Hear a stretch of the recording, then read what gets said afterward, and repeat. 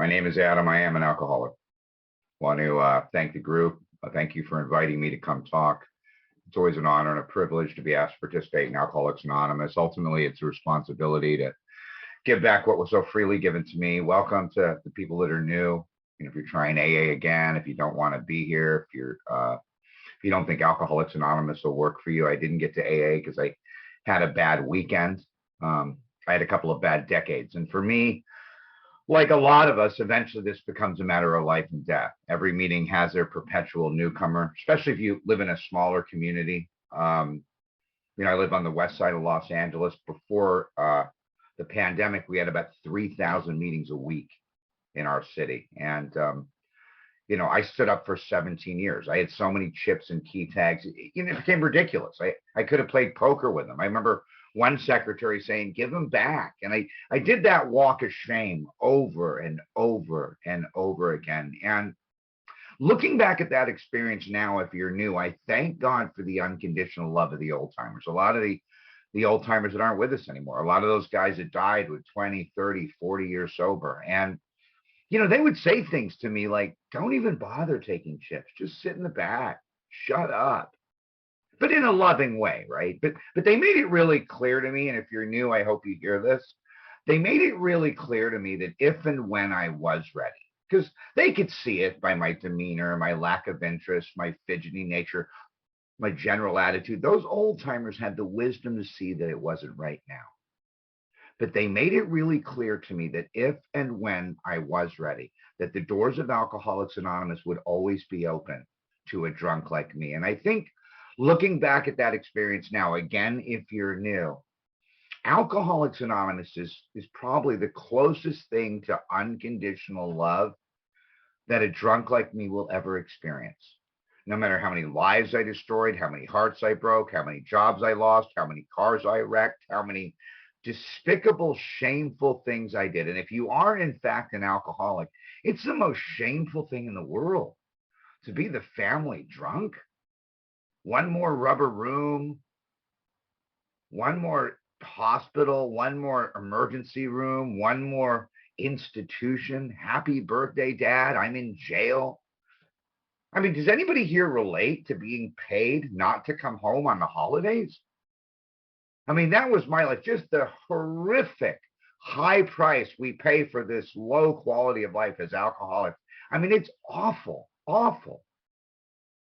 No one comes to AA on a winning streak. And despite all of that shame and degradation and humiliation, the doors of AA have always been open to people like me. If I lived to be 100 years old, I could never pay Alcoholics Anonymous back for the love and kindness that, some of you people have shown me. Not all. I mean, if you think this is utopia, if you like everybody in AA, you know what it means? It means you're probably not going to enough meetings. I eventually started to come to meetings loaded. I was drunk. It's so funny because if you actually see a drunk person in an AA meeting these days, 2022, people say things like, oh my gosh, what's he doing here? And I mean, the irony of that, I mean, it's so funny, and I don't want to bash the therapeutic community. I know how, they connected they think they are to us, but I mean, treatment now has become a $35 billion a year industry. And, it's right next to annuities now in the Wall Street Journal. And the problem with that is, because a lot of them do very good work, but for me, treatment would swoop me up in my most desperate moments and throw me into yoga class. Like somehow they were going to fix me with that, or craft hour. I'm making belt buckles and bongs, nature walks. What I'm doing is I'm going to 7-Eleven, getting a big gulp cup. I'm filling it up with liquor, putting a little Coca-Cola on top, and I'm walking into the late night Hollywood candlelight meeting, doing some of my best sharing.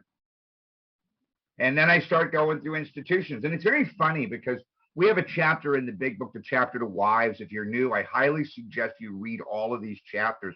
But, I'd never read the chapter to wives. And the chapter to wives enumerates 4 types: type 1, type 2, type 3. And the 4th type of alcoholic that is described in the chapter to wives is the type of alcoholic that's been placed in one institution after another. The type of alcoholic that typically drinks on his way home from the hospital. And in the 17 years that I recycled through the rooms of AA, even with all this information, That is still what I became. By the time I finally got to Alcoholics Anonymous, I'd gone through residential treatment for alcoholism 28 times. Not 28 days like the movie, 28 times. And it's funny because I remember telling my sponsor that I went through treatment 28 times. I was trying to get rid of the guy, one of those overzealous sponsors. I thought that would, kind of move him in a different direction. And he laughed at me and he said, Adam, going through treatment 28 times, that doesn't make you an alcoholic. And I thought, you're kidding? He says, oh, no, that just means you paid $500,000 for a big book. See, treatment was a great place to fatten me up for another run. Treatment has its rightful place in recovery. If you really think about it, even Bill Wilson had gone through treatment. Dr. Silkworth says we favor hospitalization or treatment for the alcoholic that's befogged or jittery. Some people don't go through treatment.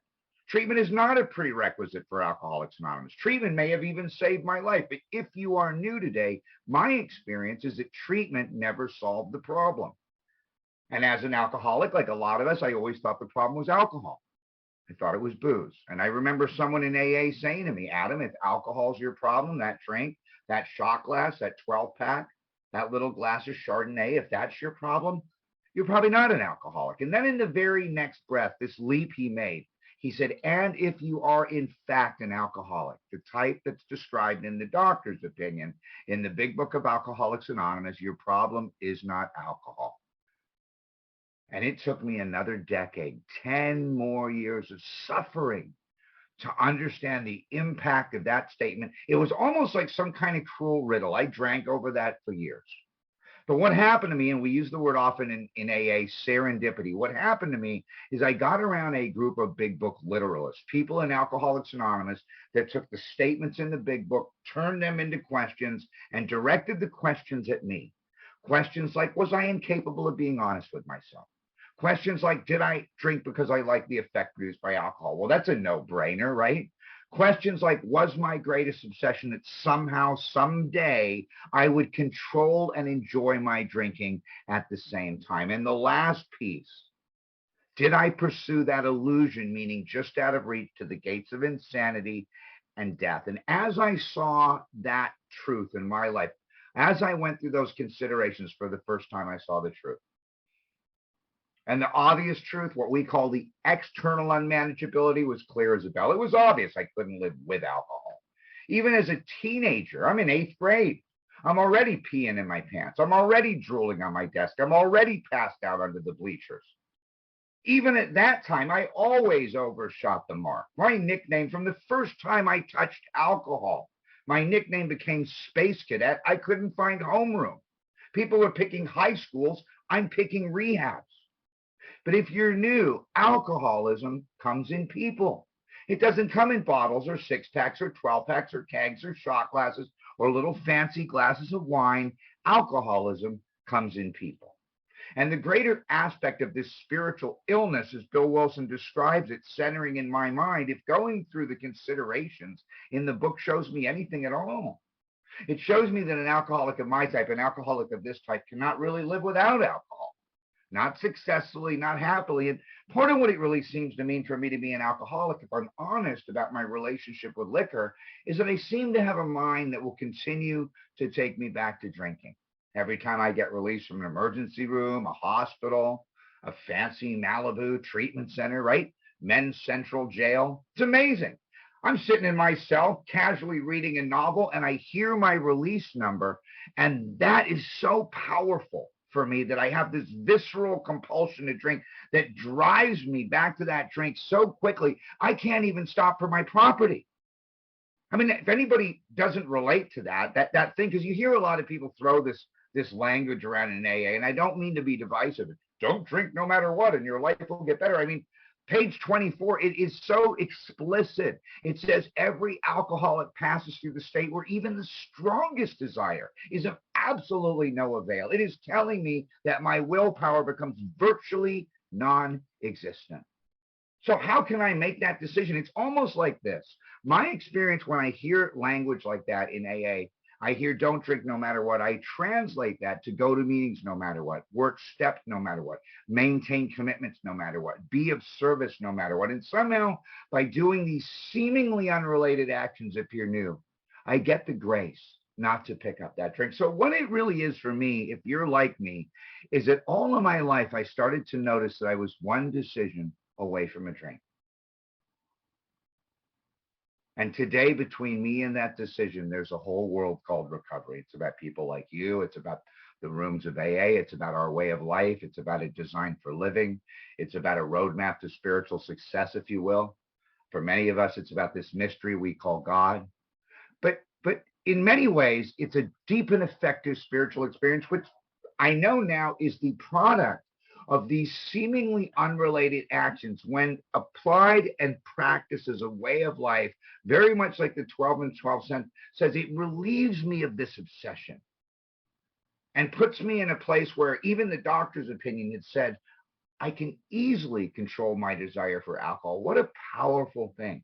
By taking seemingly unrelated actions, suddenly, not only do I seem to be brought to a place of grace, but I am brought, like in the 11th step and the 10th step promises, to a place of sanity where I see this for what it really is. What a powerful thing. So if you are like me, what it seems to mean to be an alcoholic of my type is that I have a mind that will consistently take me back to liquor. It's almost like my default program, like on a computer. And I live in a place now called Silicon Beach. I'm right down in Santa Monica. And the reason they call Silicon Beach now is because we've got about 250 tech companies that have taken over our city. And, primarily because of the weather. But the reality is a lot of these guys are alcoholic. They're engineers, they're programmers, they design hardware, software, they write code, and they come into our home group. And there's a little math for you. Potential plus alcoholism equals 0. So I've got to sponsor a lot of these guys that are far my intellectual superior. And we talk about the language that Bill Wilson uses in 1939 and how really advanced it was for that time period. Because today we use the word program all the time. It's common vernacular. But it really wasn't in 1939. And one of the definitions of the word program, if you look it up in the dictionary and listen to the parallel language, it is a sequential set of instructions, right? Designed with a purpose, designed to bring about a result. Now think about it. What do you do when you get a corrupt file on the computer? Listen to the language. Oh, you install a recovery disk, right? And what's the function of that disk? It restores the program to an earlier point in the process, just like the second step. It's funny because if you throw a stone into a body of water, it returns to stillness, the restoration. Our spirits are very much like a body of water. When they're perfectly still, they best reflect the heavens. It never occurred to me. For some of us, steps 10 and 11 really become like a viral scan. If I follow these very simple instructions in the big book of Alcoholics Anonymous, when I get to 10, I become mindful. I become transparent. I become accountable. Suddenly, I'm able to watch where I paint the red flags green, right? The lies I tell myself, my attitude that I can do whatever I want and not pay the consequences, the realization that I have this faulty relationship with God based on self-reliance that drives me back into self-centeredness. And I'm able to take some very simple mitigating actions there that are very powerful to discuss these things, the transparency of talking to another human being, the accountability, the transparency. It's so critical that for some of us, I see this. A lot of people can come here and just do nothing. It's like the Sober Elks Club for them. But for me, I had to take the spiritual actions. It never occurred to me that when Bill Wilson talks about principles before personalities, I think it might have been our founders' future hope that these spiritual instructions, these guidelines, would have more impact than the sometimes hysterical, untethered opinions that we encounter in the fellowship. Even by 1942, Wilson said our chief responsibility to the newcomers an adequate presentation of the program of recovery. He even said it in the 12 and 12. If any member fails to practice the 12 steps to the best of their ability, they sign their own death warrant.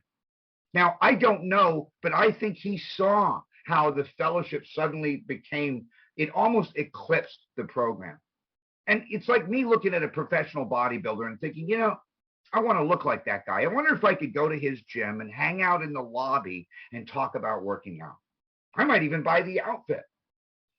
But for me, I had to be willing to take some kind of spiritual exercises And the sponsor was like a personal trainer. He can show me the equipment, but unless I took the action subsequent to his direction, I seemed to stay very, very sick for many, many years in Alcoholics Anonymous. And that was something that I had to eventually look at because, I mean, when we talk about principles before personalities, like it says in the second chapter, the fellowship is but one element in the powerful cement that binds us. And there's a very, very strict warning there. It said it would have never held us together as we are now joined. For me, the fellowship gives me enthusiasm. It gives me inspiration. It gives me encouragement. It gives me hope, brotherly love. I mean, I've noticed some people finding employment in relationships here. But for someone like myself, what happens without guiding principles, without following some very simple instructions, I seem to get sicker. My character defects start to thrive in the fellowship. I become sicker in the fellowship without guiding principles. And what happens is somehow I become more separate, more different, and more alone. And if you maybe haven't heard that terminology, what that really means to me is separated from God. It means different than every single person here. I think we call that terminal uniqueness. And the last piece is alone, that loneliness. That ache in the heart of every one of us that really, I mean, it's funny because it's not contingent on the proximity or closeness of other people. That loneliness at the core of my spirit. In fact, the bigger the crowd, the more alone I am. My own birthday, my own wedding. That loneliness at the core of my spirit that I feel, especially when I hit that pillow at night. If you're new, what that seems to be for someone like me is my inability to connect with others. And what's so interesting is you put a couple of drinks in me, I'm calling people from 5th grade saying, I love you. I go right into amends, get me loaded. And all of a sudden, I feel connected to the universe. I'm standing on the roof of my building, howling at the moon. A couple more drinks, I'm okay. Suddenly, I'm okay with me. And the third piece, a couple of drinks, and I'm calling people from 5th grade saying again, I love you. I suddenly feel connected to community. And if you're like me, unless I can develop and attain that sense of comfort and ease that I always sought from alcohol through this spiritual process, a drunk like me will never stay here. You take alcohol away from me, you have to give me something better. And my experience now is that if I follow these very simple principles, what happens is there's 3 pillars of recovery in my life today. The first is to be protected by some kind of God. And to dispel this idea, Einstein had said, I would rather live my life pretending there's a God and finding out there isn't than live my life pretending there's no God and finding out there is. And you hear it even in the 11th chapter where it talks about a vision for you.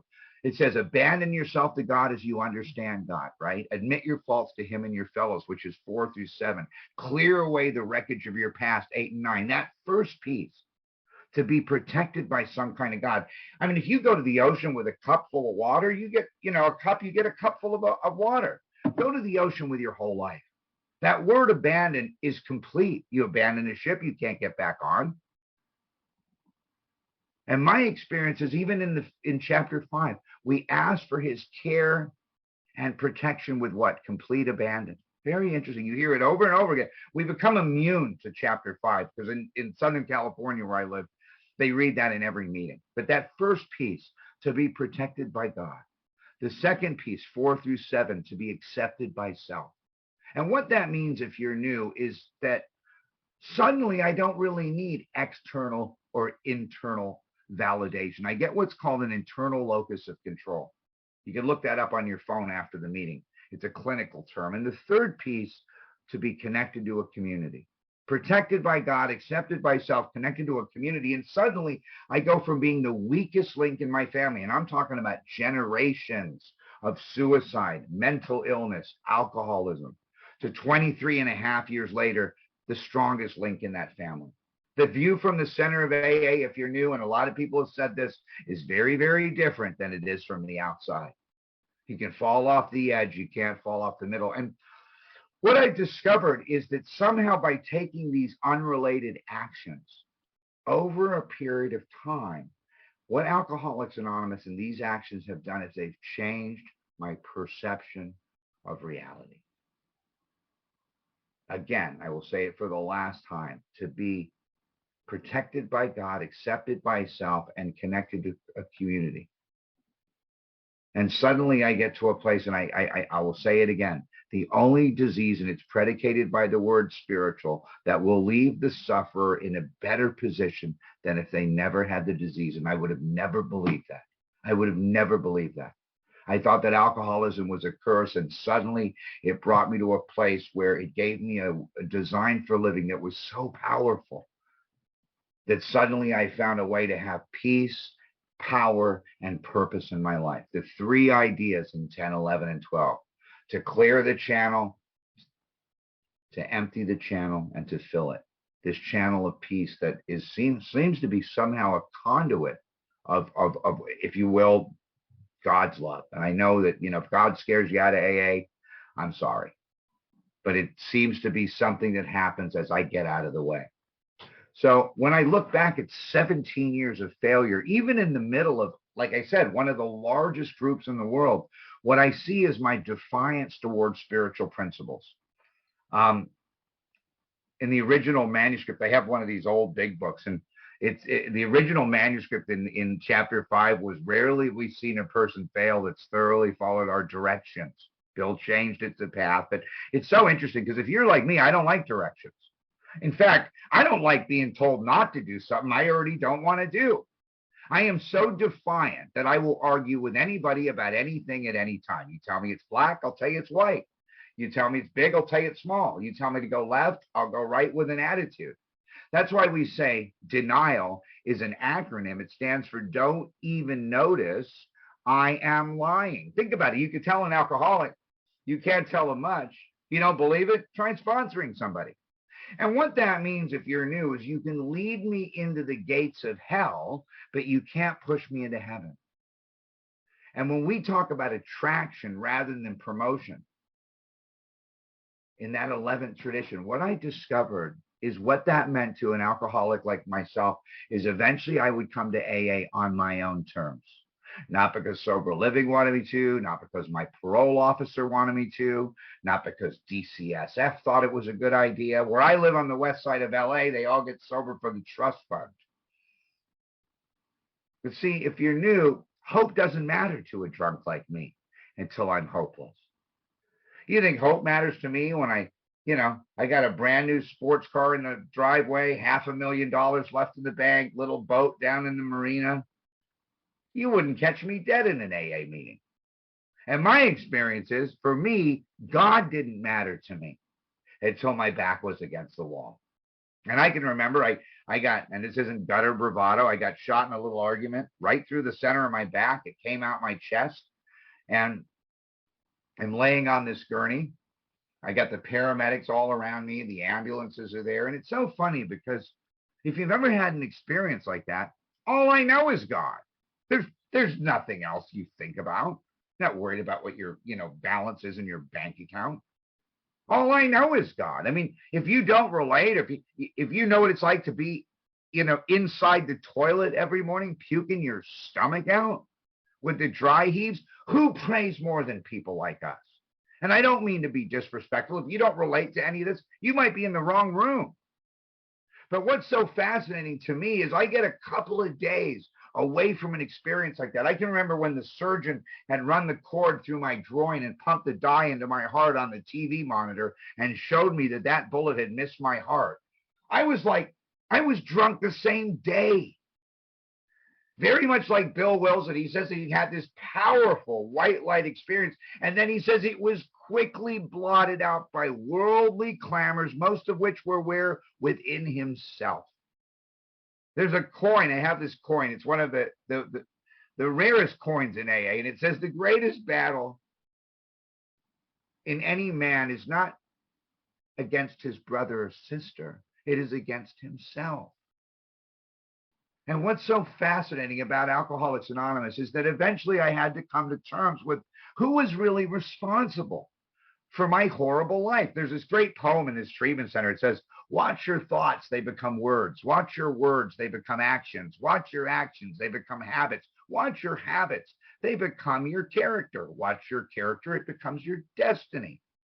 And I'm looking at myself in this treatment center in a nightgown, and I can't really do the math. I don't really see how I got to this place. But what Alcoholics Anonymous is going to do is it's going to kind of intervene in that process, especially through the process of inventory. It's going to show me where I paint the red flags green. I can no longer play victim. It was such a powerful, powerful experience that suddenly I was going to be shown how to be rid of the things in me that were blocking me from a beautiful life, blocking me from relationships that were, blocking me from navigating around the drama, blocking me from matching calamity with serenity. I never saw it. You know, you tell a 5-year-old kid, go in your room and straighten out your room. He doesn't want to do it. That's a defiance. You tell that young man, go in your room and throw out all your old stuff and we'll buy you brand new stuff. How long would that take? My goodness, what if it was really true? That there were a few simple ideas. One of the definitions of the word principle is a core belief that becomes the foundation of my life. And what happened when I went through this spiritual process, these very specific instructions, is it rocked that foundation. It challenged those ideas. And suddenly I was easily able to control my desire for alcohol, something so powerful. That's why he talks about it. It's like when Roland Hazard, who was another trust fund baby, ended up in front of Carl Jung. And Carl Jung said one of the most powerful statements, and I think in many ways it is another way to talk about the spiritual experience. He said ideas, and first he said to him, he says, you have the mind of a chronic alcoholic. This was Carl Jung, who was a student of Sigmund Freud. He says to Roland, you have the mind of a chronic alcoholic. And then the hope is, he says, I've never, ever, ever seen one single case recover. He gave him a death sentence. And this was another trust fund baby, Allied Chemical. He was the heir to this big corporation. And Roland Hazard said, are there any exceptions? And this is where the statement came from. He said, ideas, attitudes, and emotions, these three things that were once the guiding force of these men or women, are suddenly cast to one side and a whole new set of conceptions begins to dominate them. And if you are new, what that demanded from someone like me is I became teachable. I had to become teachable. Just like they talk about the 7 deadly sins. And what I didn't understand is for each of those ideas, there is a virtue. When I look at pride, standing next to pride is the virtue of humility. And the demonstration of that is to be teachable, to be open-minded. When I look at anger, the principle is love, but the real demonstration of love is actually self-control. For me, that's the demonstration of it. Can I restrain my pen and tongue? Because that's what anger is when I look at it. It is how I express that. For greed, it is charity. And I start to look at that. For lust, it's chastity. For each of the sins and that word sin is very different because a lot of us look at that as a religious idea, but it actually is an archery term. The word sin it means to miss the mark. So what I started to see when I went through this process is there was a way to live my life differently. I became teachable. I became humble. I became open-minded. And beyond that, I started for the first time in my life to be willing. So I will leave it at that. And I'll tell you this.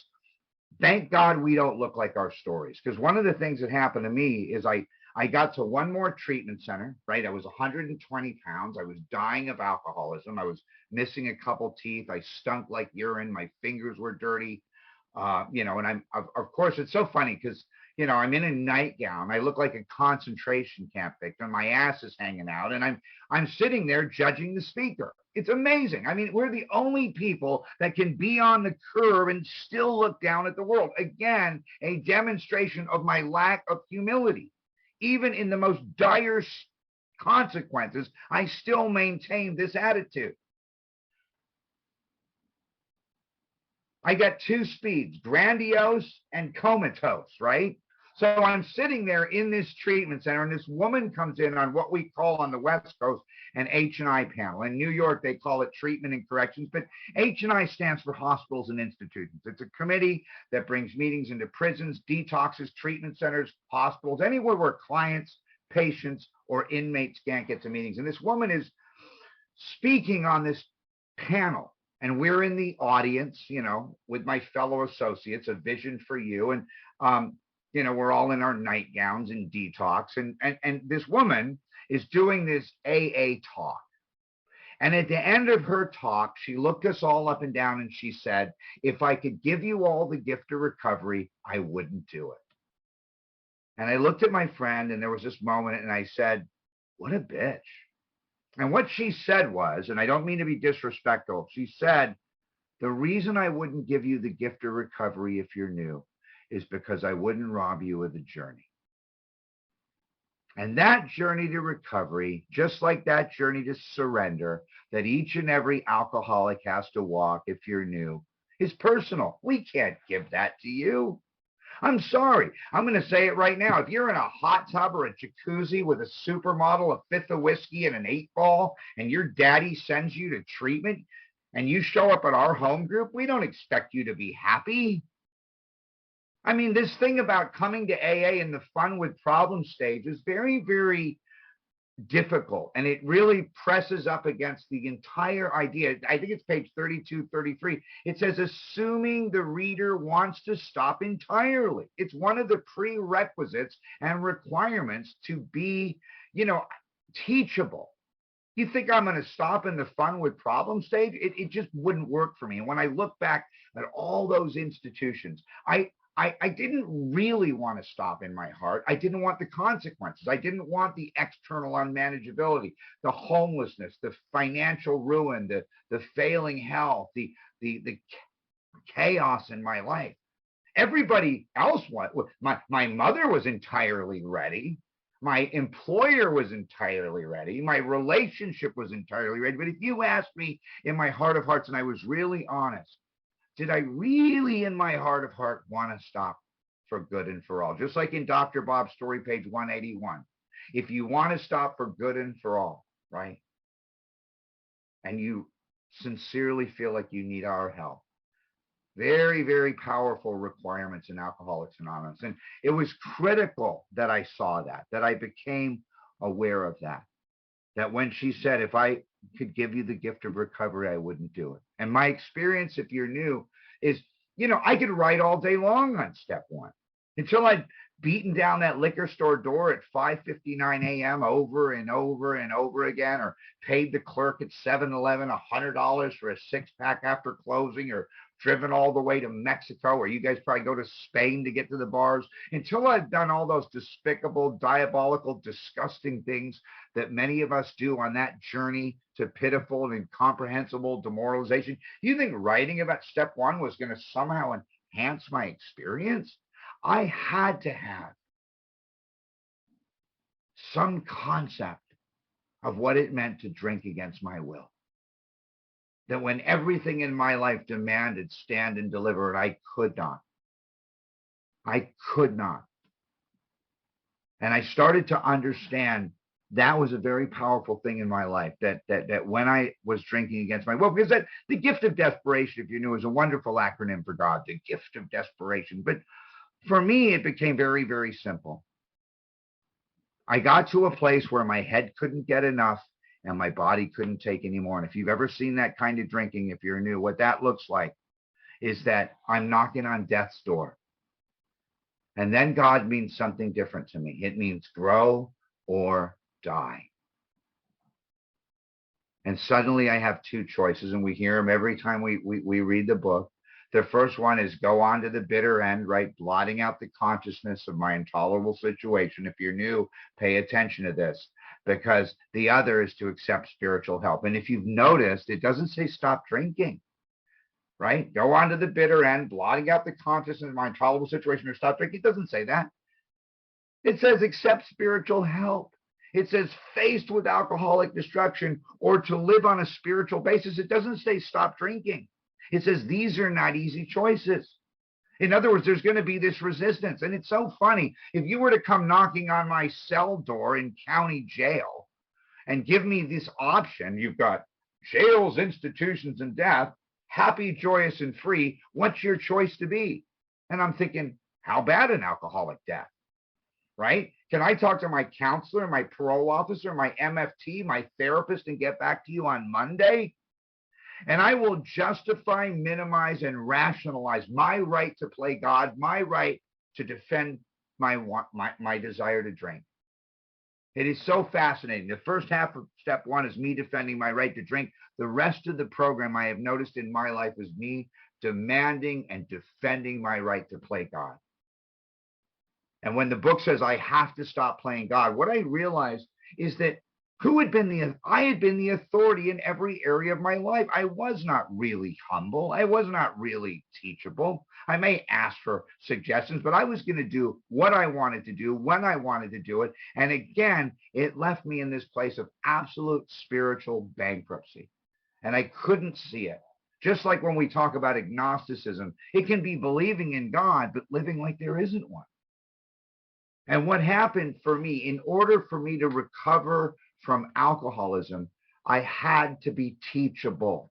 And for me, it took someone else in Alcoholics Anonymous that had had a spiritual experience, that had had a spiritual awakening. And I could see it because they had successful relationships. They were able to navigate around the drama. They had long-term relationships with people.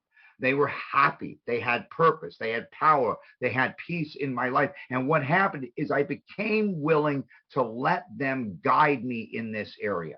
I could be the authority in my life when it came to taking my car to the mechanic or taking my pet to the veterinarian or paying my bills. But in my spiritual life, my experience is I needed to have a spiritual advisor, somebody to take me through the big book of Alcoholics Anonymous and show me how to apply these principles to my life. And my experience now is with most of the people I see that suffer with untreated alcoholism, you will find out they are obedient to nobody.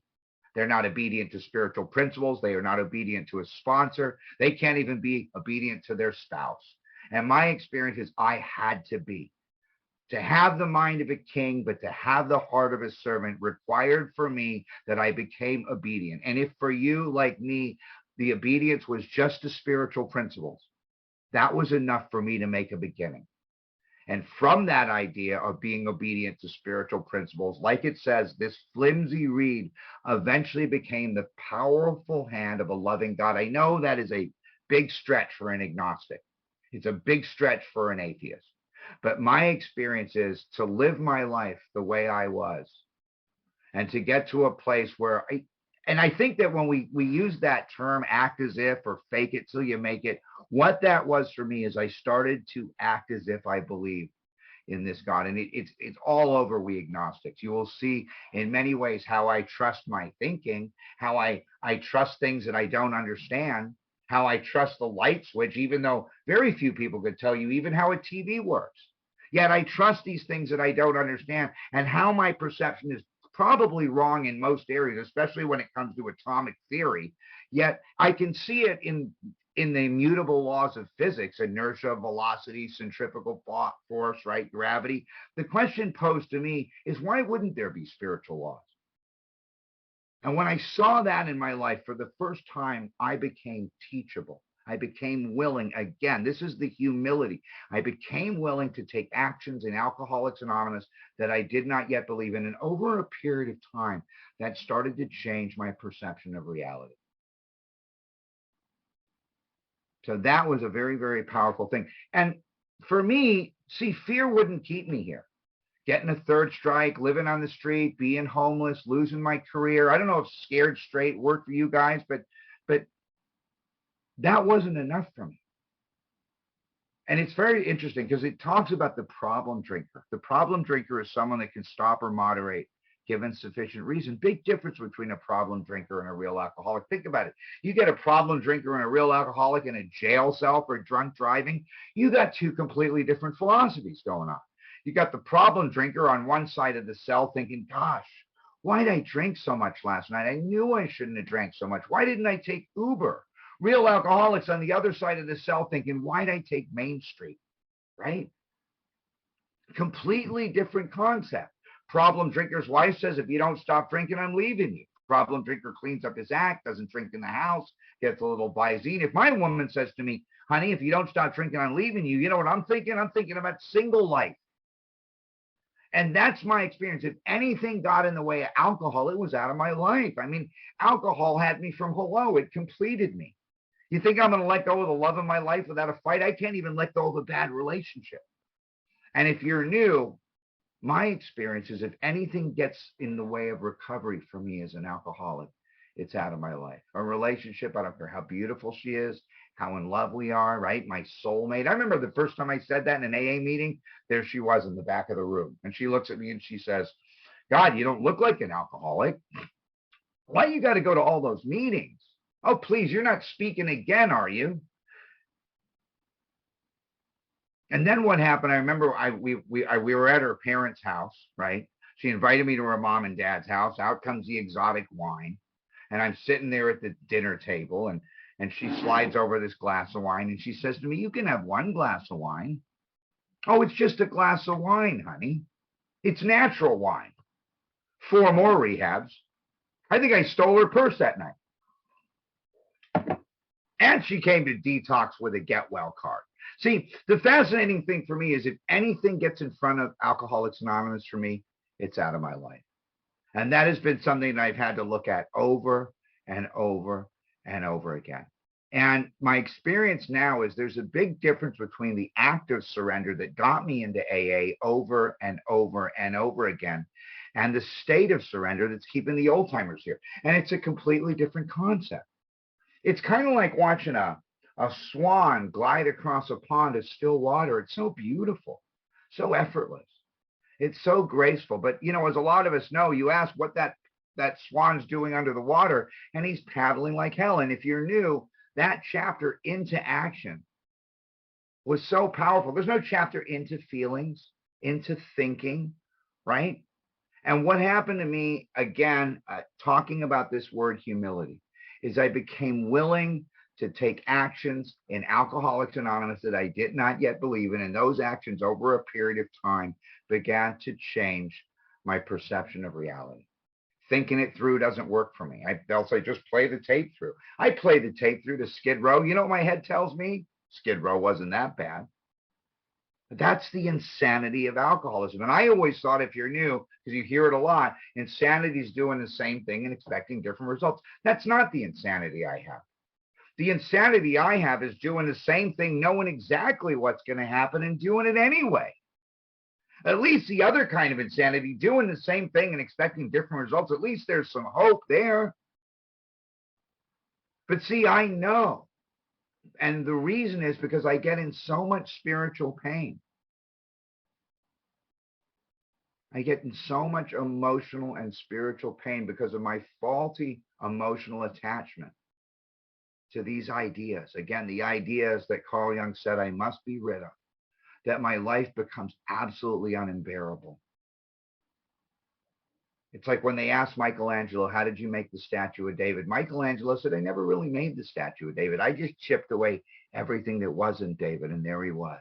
See, alcoholism in many ways is the only prison where the key's inside. And until I saw that these actions over a period of time would relieve me of this bondage, the bondage of self, I could not get free. I know there's just a little bit of time left. I will say that if someone did to me what I did to myself, I hate to say this, but I would have killed them. If someone did to me what I did to others, I would have killed them. And then I come to AA and you want me to pray to God? I didn't want God to find out where I was. I was really bankrupt in those simple primary relationships. If you're new, if you really look at the steps by design, they remedy those 3 relationships. Steps 1 through 3, recreate and develop a relationship with God. 4 through 7, recreate and develop a relationship with self. 8 and 9, recreate and develop a relationship with others. Very simple idea.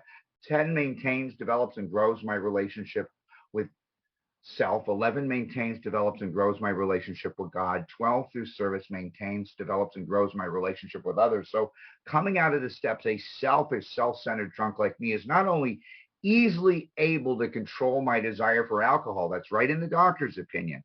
But for the first time, I'm able to live in harmony with God, self, and others. There was a great spiritual teacher. He was asked, what's the most important thing of all your teachings? He said, love God with all thy heart, love thy neighbor as thyself. And again, like I said before, if God scares you out of AA and you're a real drunk, don't worry about it. Booze will scare you back in. So in 1 through 3, I give it up. 4 through 7, I clean it up. 8 and 9, I make it up.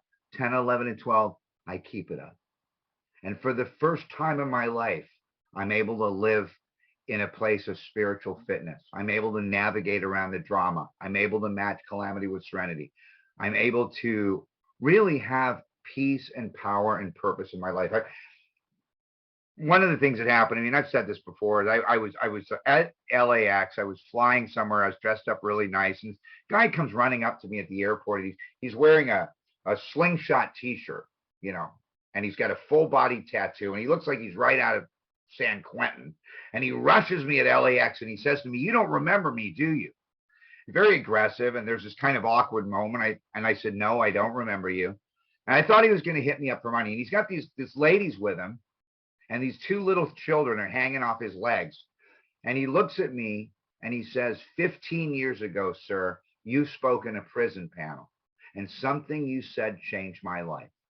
These are my beautiful daughters. This is my amazing wife. We want to thank you.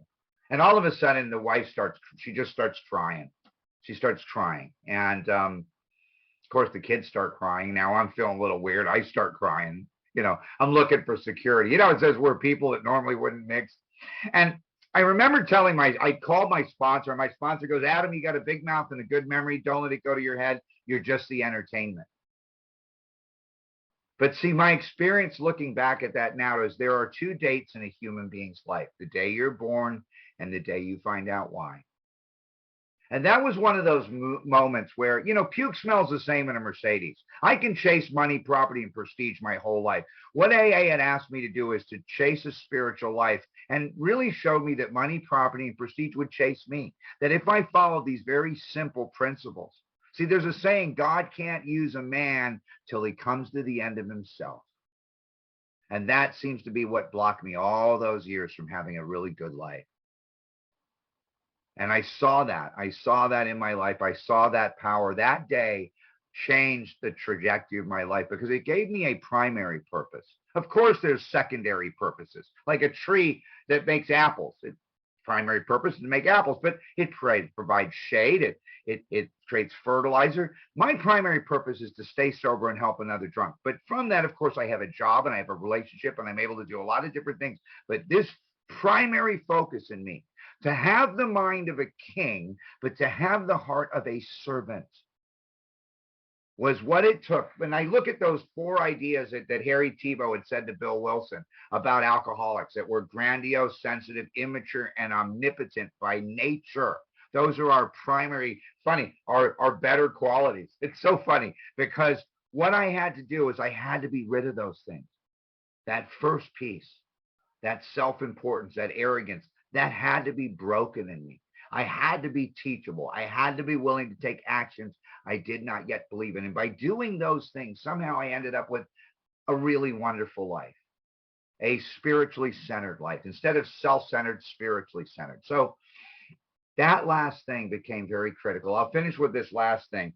When I got out of that residential treatment center, that last one, the guy that was running the detox said to me, "Why don't you come back to our lovely hospital next week and tell all the patients here how you managed to survive without drinking a whole week if you can make it?" And then he threw me off the property. You know, we're sensitive. I was really like hurt by that. And I was resentful of the way he talked to me. So for the next 8.5 years, I sat in 2 hours of bumper to bumper traffic from South LA County to the West Valley to tell a bunch of strangers in a detox how I stayed sober another week. And what I never understood is I'd been tricked into service.